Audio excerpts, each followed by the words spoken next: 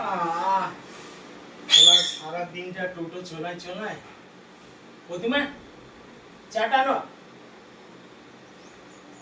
বলে বলে থেকে গেলি তো চিল্লাইছো কিসের জন্য? আনছি না সবটাই ওষটা না এগুলা কি কি বলে বলো তো? তুমি কইছো তুমি জানো এটা তো সেই ছাগলের চর্বি মনে হয়েছে যে গোল করে কাঁচিয়ে কাটে দিয়েছো। এটা ছাগলের চর্বি বলে? তাহলে কি বলতো? এটা সাবুন লুচি বলে। এমনি ঢইলে ওমনে ওই এটা আমি তো প্রথম দেখছি সাবুন লুচি। ওইটাই তো বলছি, তুমি খাইতে জানো? না এই তো প্রথমবার তো দেখছি, এইটা তো খাবো কি করে?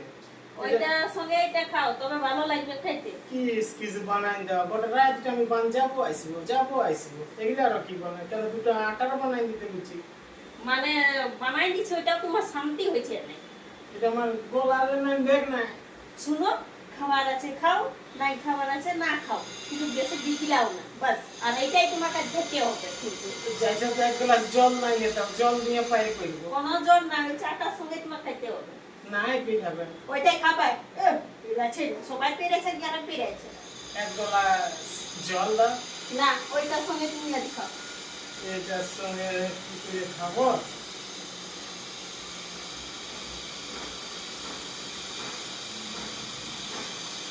প্রতিমা এই তোমার স্পেশাল লুচিটা নিয়ে যা, আমি বরঞ্চ চাটাই খাবো।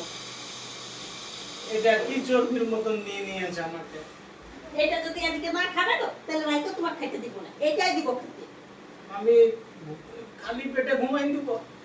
এই তোমার আমার এই কিসের লুচি নেই খাবো, এই ছাগল চর্বির মতন গোটা রাতটা আমার পেটটা গুড়গুড় করবে।